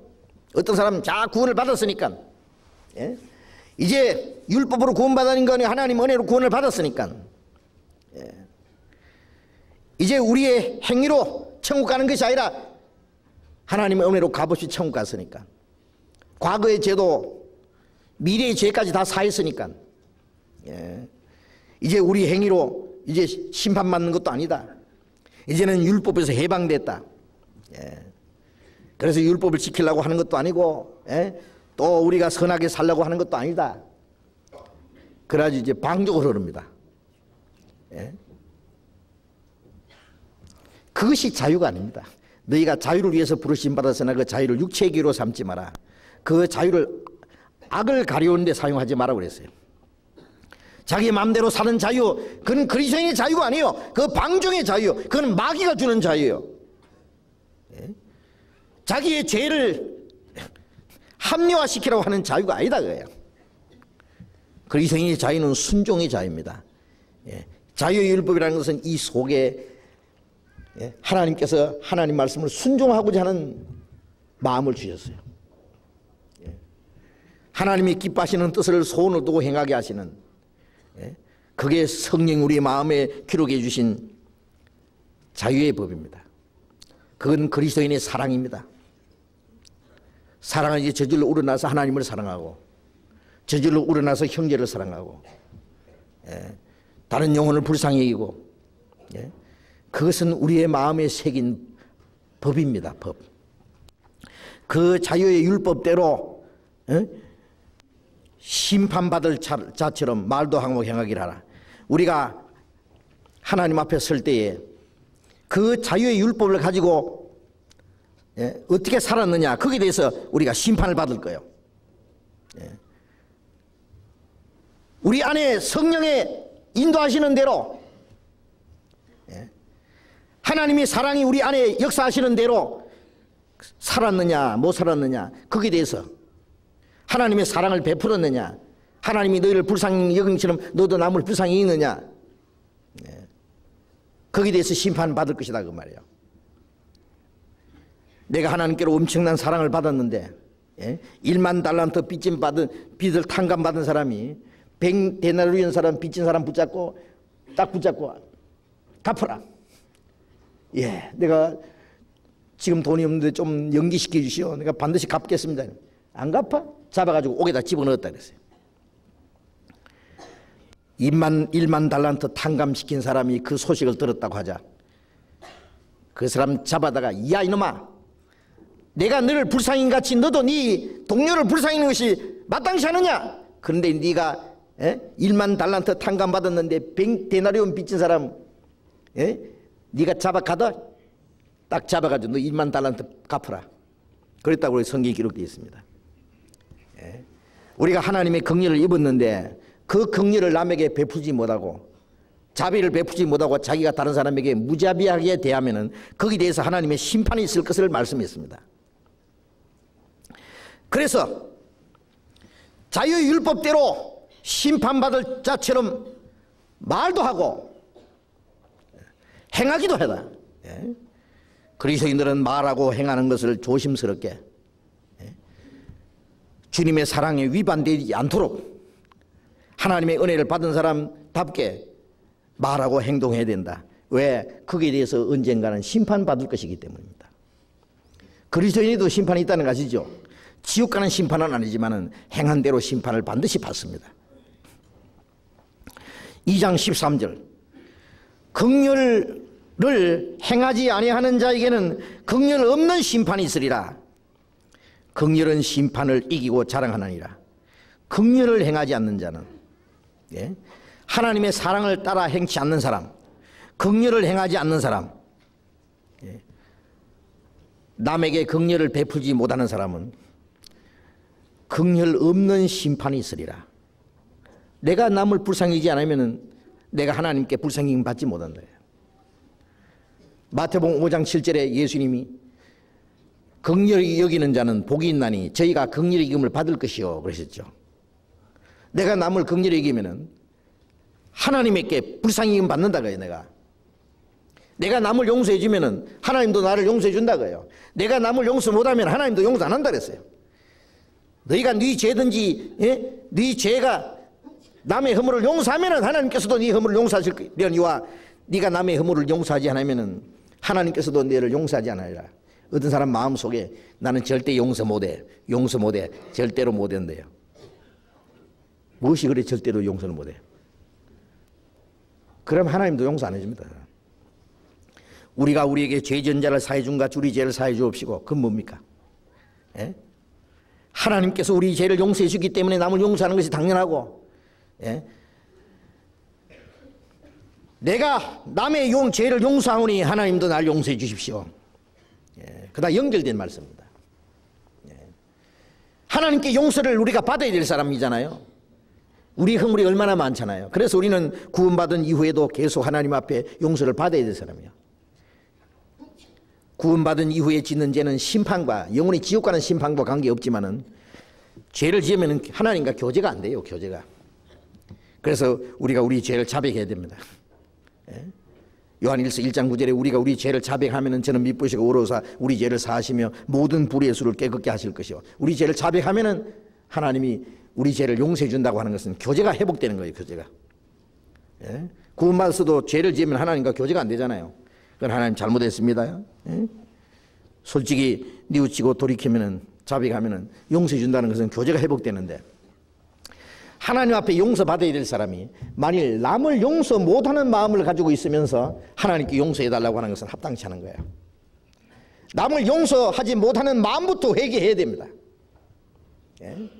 남을 불쌍히 여기지 못하면 하나님께 내가 불쌍히 여김 받지 못한다고요. 긍휼히 여기는 자는 복이 있나니 저희가 긍휼히 여김 받을 것이요.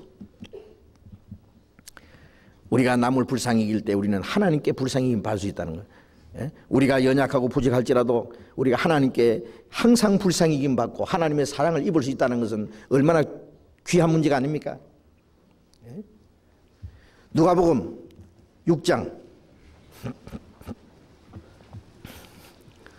누가복음 6장 36절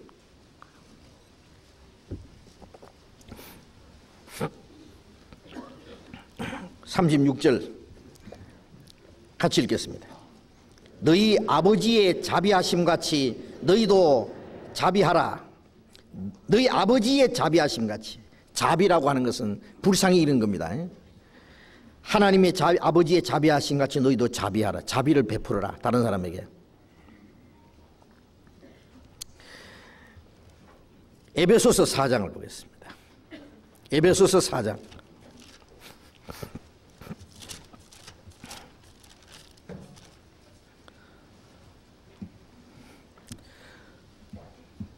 (4장) 31절 32절 또 같이 읽어봅시다. 너희는 모든 악독과 노함과 분냄과 떠드는 것과 회방하는 것을 모든 악의와 함께 버리고 서로 인자하게 하며 불쌍히 여기며 서로 용서하기를 하나님이 그리스도 안에서 너희를 용서하심 같이 하라. 그리스도인들이 악독이라는 건 뭐예요?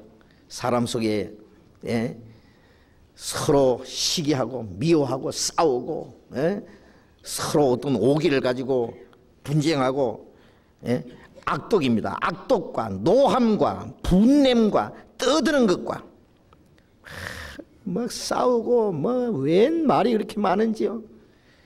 서로 비난하고 그래서 떠드는 겁니다. 그 모든 것이 떠드는 것과 회방하는 것을 모든 악의와 함께 버리고 자기에게 못마땅하면 그냥 막 전부 다 휘저으려고 하는 그런 마음입니다. 그것을 다 모든 악의와 함께 버리고 서로 인자하게 하며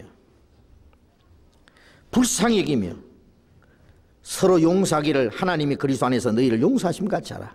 자, 우리가 생각하면요, 구원받지 못한 사람은 지옥 갈 사람이기 때문에 불쌍하고, 구원받은 사람은 구원받은 이후에 우리 모든 사람에게 고난이 있잖아요. 시련이 있잖아요. 역경이 있고 많은 시험이 있고, 우리가 주님 안에서 신앙생활 하는데요, 세상 사람에게 미움받고 가까운 사람에게 따돌림 받고, 우리가 하나님 말씀대로 살려면 많은 어려움이 있습니다.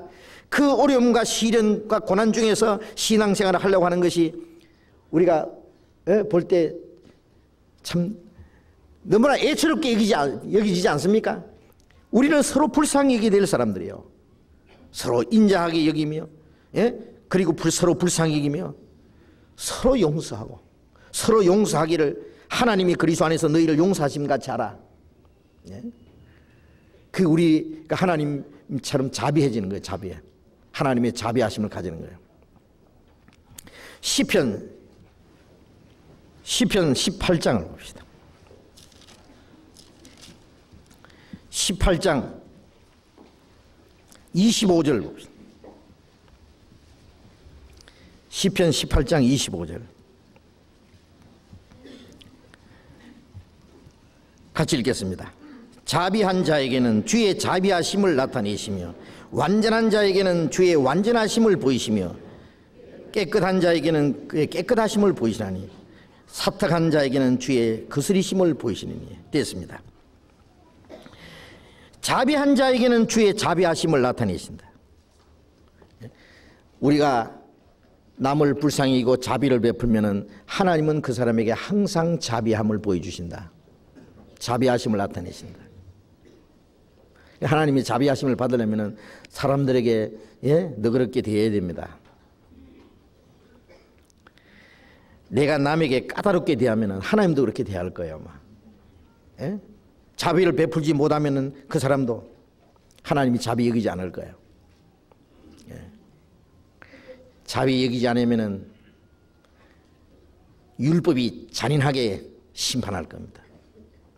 율법에 아주 혹독한, 우리가 율법으로 심판받으면 어떻게 되겠어요?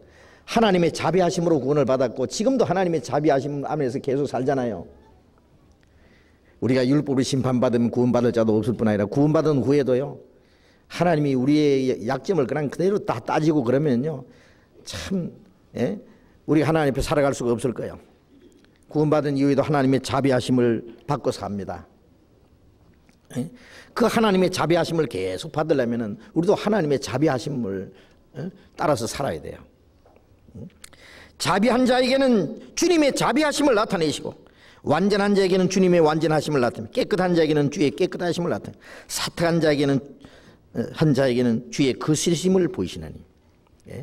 하나님을 대적하는 자는 그 사탁한 사람이다. 하나님이 그 사람을 대적하실 거예요. 그대로 갚아주세요. 대접을 받고자 하는 대로 너희도 남을 대접하라고 했으니까 자기가 대접한 대로 대접을 받아요. 그 대접은 하나님과 우리 사이입니다. 제일 첫 번. 가난한 사람 불쌍히 여기는 것은 하나님께 꾸이는 것이라 하나님의 그 행위를 반드시 갚아주시리라. 자, 남을 도와주고 남에게 긍휼을 베풀면 하나님이 그 갚아주셔요.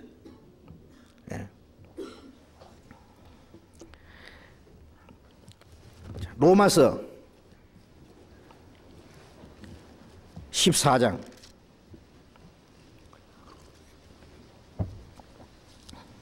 로마서 14장 10절 같이 읽겠습니다. 네가 어찌하여 네 형제를 판단하느냐 어찌하여 네 형제를 없인 여기느냐 우리가 다 하나님의 심판대 앞에 서리라. 네가 어찌하여 네 형제를 판단하느냐 어찌하여 네 형제를 없인 여기느냐.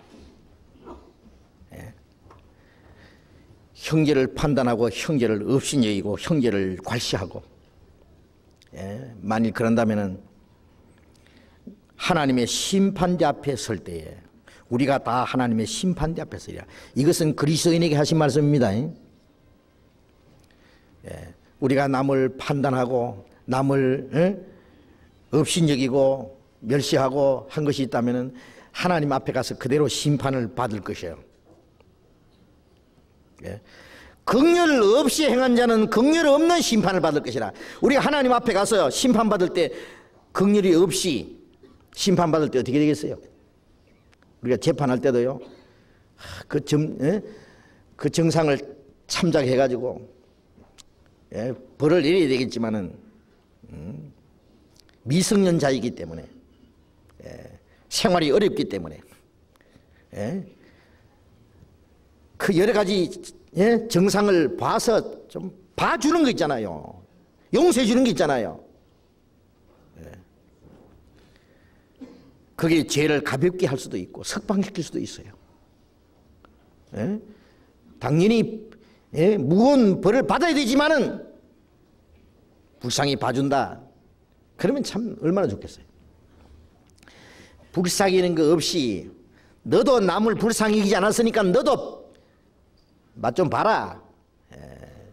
그리고 잔인하게 심판을 내리면요, 그게 긍휼 없는 심판입니다. 우리가 남에게 긍휼을 베풀 때에 우리가 이 세상에서도 하나님의 긍휼을 받고 하나님 앞에 가서도 긍휼이 있는 심판을 받을 거예요. 그러나 긍휼이 없는 자는 긍휼 없는 심판을 받을 것이라고 그랬습니다. 그래서 긍휼은 심판을 이기고 자랑한다는 그 말씀이 뭐예요? 긍휼히 이기는 사람은 하나님의 긍휼히 이김 받은 그것을 이 세상 사람들에게 행동으로 나타내 보이는 동시에 하나님 앞에 가서 긍휼히 이김 받을 수 있을 테니까 내가 잘못한 것에 대해서 하나님의 긍휼히 이김 받을 수 있는, 그래서 하나님의 심판을 두려워하지 않을 수 있어요. 내가 긍휼히 이기기 때문에 하나님도 나를 불쌍히 이길 것이다. 그 약속이니까. 그래서 긍휼은 심판을 이기고 자랑한다. 심판을 받지 않는다 그래요. 형벌을 면할 수 있다 그래요. 책망을 면할 수 있다 그래요. 이 긍휼이라고 하는 것이 얼마나 중요하냐 그래요.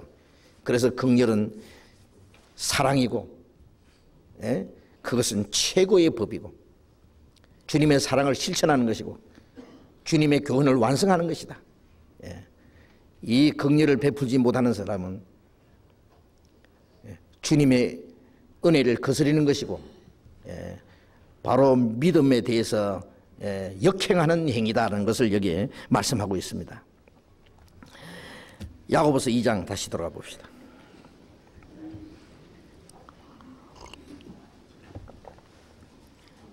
야고보서 2장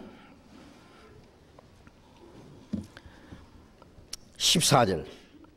내 형제들아, 만일 사람이 믿음이 있노라 하고 행함이 없으면 무슨 이익이 있으리요? 그 믿음이 능히 자기를 구원하겠느냐? 자, 이 야고보서 2장이 아주 본격적으로 지금 중요한 문제가 나옵니다. 야고보서의 전체 중에서 가장 중요한 문제입니다. 이게 야고보서에서 말하고자 하는 가장 중요한 문제는, 만일 사람이 믿음이 있노라 하고 믿음이 있다 그래야, 말로 믿음이 있다 그러고,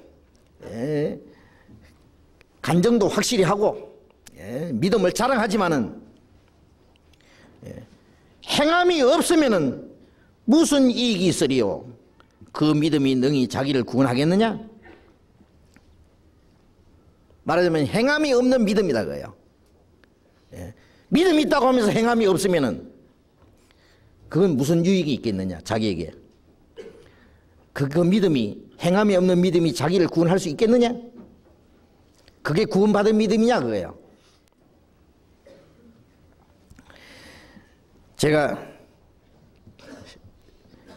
신학교 다닐 때 마틴 루터에 대한 것을 공부를 했는데요. 마틴 루터는 그 천주교의 신부로 있던 사람입니다. 그가 로마서 1장 17절에 의인은 믿음으로 살리라는 그 말씀을 깨닫고 구원을 받았어요. 믿음으로 말미암아, 하나님의 은혜로 말미암아 구원받는다는 진리를 깨달은 거예요. 그래서 로마서 3장에 우리가 율법 행위로 의롭다 함을 얻을 육체가 없다. 율법으로는 죄를 깨달음이라. 이제 율법 외에 하나님의 한 의가 나타났다. 율법과 선지자에게 증거를 받은 것이라. 곧 예수 그리스도를 믿음으로 말미암아 모든 믿는 자에게 미치는 하나님의 의인이 차별이 없느니라. 율법은 말고 이제 하나님의 한 의가 나타났는데, 모든 믿는 자에게 주시는 이 의다. 차별 없이 주시는 의다.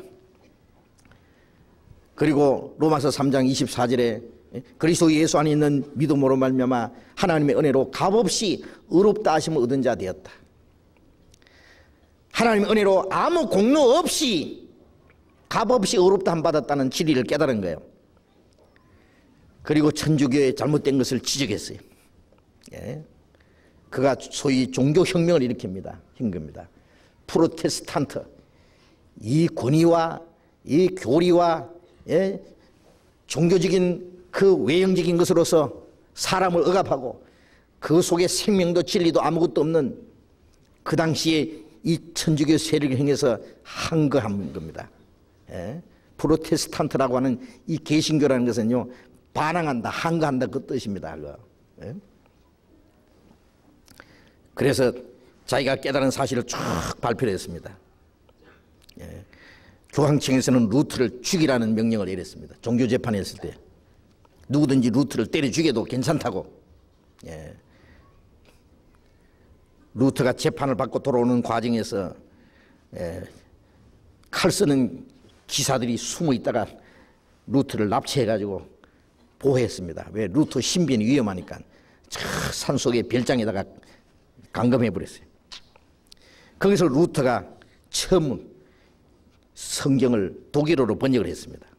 루터가 아주 학자입니다. 굉장히 뛰어난 사람이에요. 성경을 저 교황청 마루밑 바닥에 처박혀 있던 성경을 끄잡아내가지고 독일어로 번역을 한 거예요.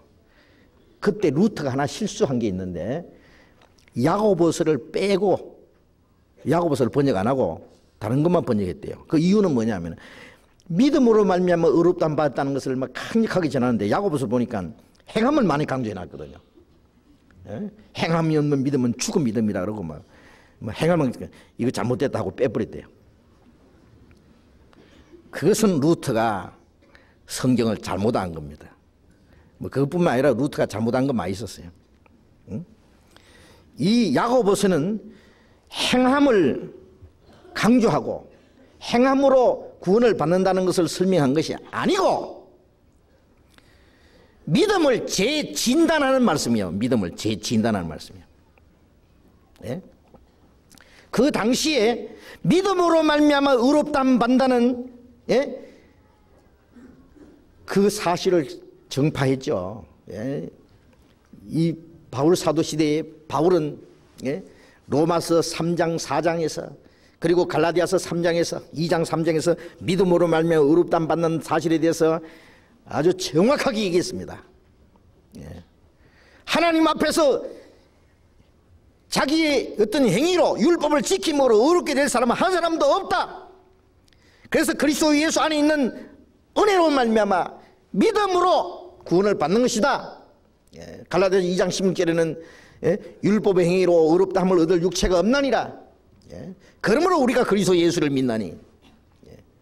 우리가 예수 그리스도 안에 있는 믿음으로 말미암아 구원받기 때문에 예? 행위로 의롭다함 받는 것이 아니라는 것을 계속 강조를 했습니다. 그리고 에베소서 2장 8절에 우리가 그 은혜를 인하여 믿음으로 말미암아 구원을 얻었나니 이것이 너에게서 난 것이 아니요 하나님의 선물이라. 행위에서 난 것이 아니니 이는 누구든지 자랑치 못하게 함이라. 행위로 받은 것이 아니다. 분명히 얘기했습니다. 그러나 야고보는 뭘 말하느냐면은 행함이 없는 믿음은 죽은 믿음이다. 그 얘기했습니다. 그러면 그게 반대냐? 반대가 아니에요. 바울 사도가 믿음으로 의롭다함 받는다는 그 사실과 야고보가 행함이 없는 믿음은 죽은 믿음이라고 하는 이것은 이 반대되는 교훈이 아니고 하나님 믿음으로 의롭다함 받는 것은 하나님 앞에 의롭다함 받는 것이고 참으로 구원받은 믿음은 반드시 행동으로 증명돼야 된다고요. 행동으로 입증할 수 없는 믿음은 그 믿음 자체가 뭐 잘못된 거다 그래요. 믿음 자체가 잘못된 거다. 그 믿음을 다시 진단하고 재확인하는 말씀입니다. 예? 바울 사도가 믿음으로 의롭다함 받는다는 그 교리를 둘러 엎으려고 하는 반대되는 교리가 아니다 그 말입니다. 예. 그 당시에 믿음으로 의롭다함 받는다는 그 진리를 그 교리를 악용하는 사람도 있었어요. 예. 자, 믿음으로 의롭다함 받았기 때문에 예. 행함으로 구원받는 게 아니기 때문에 행함은 필요 없다. 행함을 무시하는 사람도 있었어요. 그래서 방종으로 당하는 사람도 있었어요. 예. 그건 복음을 깨달은 믿음이 아닙니다. 예. 복음은 이론이나 교리나 지식이 아니에요. 구원은 생명이요, 능력이요. 예. 그 사람의 마음과 생활을 변화시키는 능력이 있는 거예요. 그런데 진정으로 회개하지 않는 사람들이 이 복음을 교리적으로 지식적으로 알아가지고 예, 구원을 받았다. 우리가 구원을 받았나이다. 구원받았나이다 하면서 가증한 일을 행하리 함이라. 에레미야에 있는 말씀처럼 구원받았다고 하면서 예? 그건 자기들 양심을 속이는 자들이다 그거예요. 그거는 진정한 믿음이 아니다. 그 잘못된 믿음을 지적해 주는 겁니다. 지적하는 거예요. 예? 행함이 없는 믿음, 내가 믿음이 있노라. 예? 아주 믿음이 있다고 믿음이 있는 자처럼 주장하지만은 그 믿음은 진짜 믿음이 아니다. 진정한 믿음이 없으면서 믿음이 있다고 주장하는 사람들, 그리고 행함은 아무것도 없는 사람들, 예? 그 믿음 자체가 예? 잘못된 믿음이다. 거짓된 믿음이다. 죽은 믿음이다. 그걸 지적하는 겁니다. 믿음이 실체라면 행하면 그림자다 그래요. 사람이 이래 서 있으면 그림자가 사람 그림자가 나타나야 되는, 사람이 걸어가는데 가만히 보니까 개 그림자가 따라가. 그게 이상하다.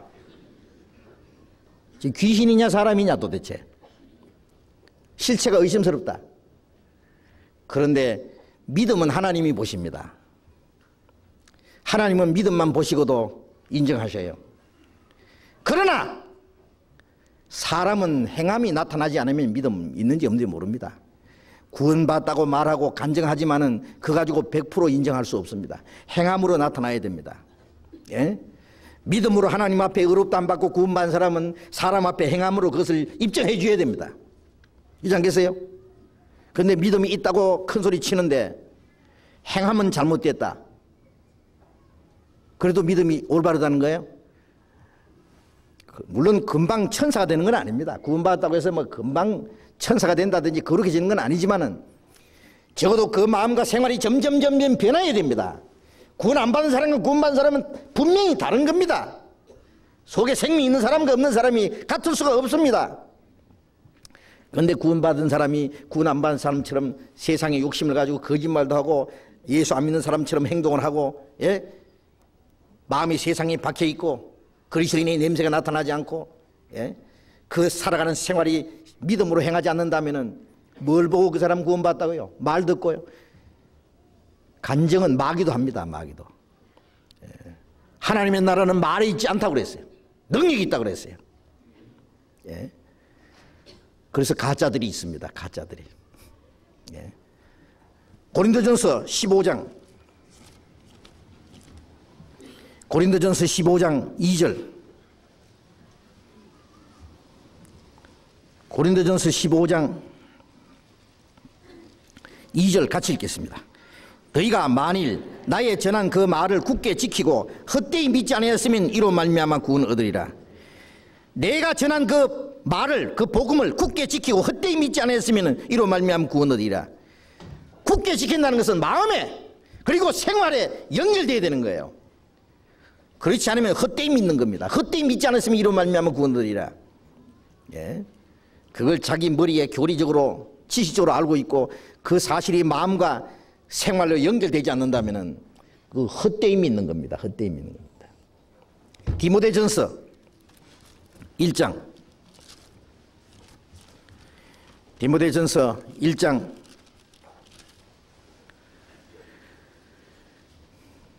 19절 같이 읽읍시다. 믿음과 착한 양심을 가지라. 어떤 이들이 이 양심을 버렸고 그 믿음에 관하여는 파선하였느니라. 믿음과 착한 양심을 가지라. 어떤 사람이 믿음이 있다 하면서 양심을 버렸다. 그 믿음은, 양심을 버린 믿음은 파선한 믿음이다. 배가 파선하면 침을 되듯이 파선된 믿음은 구원받을 수 없는 믿음입니다. 그렇습니까? 그래서 헛된 믿음도 있고 파선된 믿음도 있고 버려진 믿음도 있습니다. 죽은 믿음도 있고요. 예? 그 믿음은 다 구원과 상관없는 믿음입니다. 그래서 예? 믿음이 있노라 하고 행함이 없는 자는 그 자격이 무엇이 유익하냐? 그 믿음이 자기를 구원할 줄 아느냐? 그는 구원할 수 없는 믿음이다. 가짜 믿음이다. 그래서 우리가 믿음으로 말미암아 구원받지만은 그 믿음은 반드시 행함이 따라야 된다는 것을 여기 말씀합니다. 그건 당연한 겁니다. 예. 믿음이 확실한 만큼 행함은 그 뒤를 따르게 돼 있습니다. 자, 오늘 여기까지만 공부하겠습니다. 기도합시다. 자비로우신 우리 아버지 하나님, 우리가 죄 가운데 있을 때 불쌍히 여기시고 하나님과 원수가 되었을 때 주님이 우리를 대신해서 죽으시고 주님의 피로 우리 죄를 영원히 씻어주시고 아무 공로 없이 우리를 구원해 주신 주님 진정 감사합니다. 주님이 우리를 불쌍히 여기시고 우리를 사랑하신 것처럼 주님의 사랑을 나타낼 수 있도록 이 세상 모든 사람들에게 주님의 자비하심을 증거해 볼 수 있도록 우리의 생애를 다스려 주시옵소서. 이 세상은 사랑이 식어지고 죄악만이 충만합니다. 우리 구원받은 성도들이 먼저 서로 사랑하게 하시고 주님께서 우리에게 주신 그 사랑을 불쌍한 영혼들에게 또 나눠주게 해 주시옵소서. 이제는 아무 사람도 육체대로 알지 않고 그리스도 안에 새로 지음받은 사람으로서 하나님이 우리를 귀중히 여기는 것처럼 우리가 서로 귀중히 여기는 자들이 될 수 있게 해 주시옵소서. 우리 가운데 주님께서 두루 행하시고 주님의 거룩하신 사랑이 우리 안에 온전히 이루어지기를 원합니다. 우리가 남은 생에 하나님의 영광을 위해서 주님 뜻대로 살고자 하는 것을 주님이 받아주시고 우리가 하나님의 자녀로서 부끄럽지 않게 살아가도록 도와주시옵소서. 우리의 나머지 생에 온전히 주님께서만 주장해 주시옵소서. 우리가 주님의 복음을 위해서 주님의 영광을 위해서 하고자 계획하는 모든 일들 주님 뜻대로 이루어 주시옵소서. 우리 가운데 주님께서 두루 행하심으로 날마다 구원받는 사람이 많이 일어나게 해 주시옵소서. 새로이 구원받은 하나님의 자녀들 주님 말씀으로 남은 생애를 붙잡아 주옵소서. 주 예수님 이름으로 기도드렸습니다. 아멘. 찬송하겠습니다. 356장 찬송.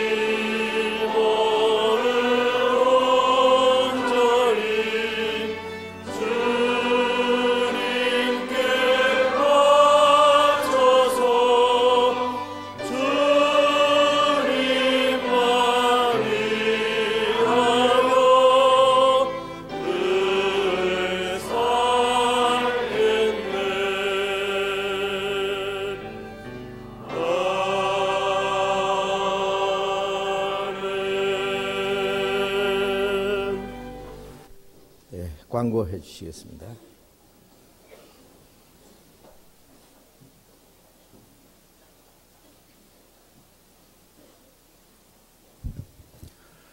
(2월 2일) 광고 말씀드리겠습니다.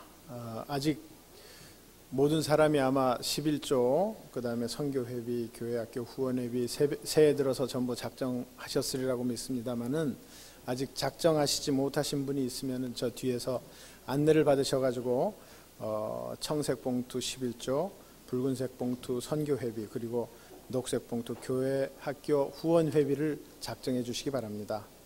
생명의 빛 편집부에서 광고 말씀드리겠습니다. 아직 정기 구독 신청을 하시지 않은 분들께서는 특히 어머니회 청년회 각 구역장님이나 청년회 각 부서를 통해서 신청해 주시기 바랍니다. 97년 4월호 생명의 빛에 게재할 그 원고를 모집합니다. 3월 2일까지 사무실이나 전도인실로 제출하시기 바랍니다. 구원받으신 지 1년 이상 되신 분들 중에서 아직 봉사를 안 하시는 분들은 특히 교회 학교 신입 교사를 모집하고 있습니다.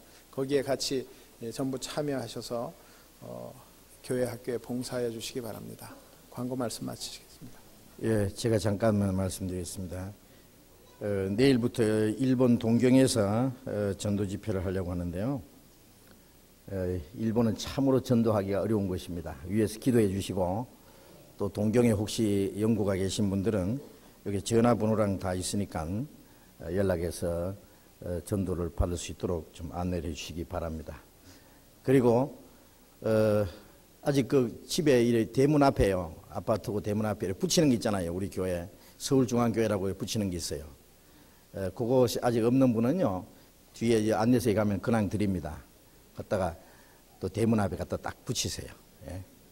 찾아가기도 좋고, 다른 것이 범접하지 못하도록 아주 딱 인을 쳐버리세요. 예. 마치겠습니다. 자, 이렇게 교제하시기 바랍니다.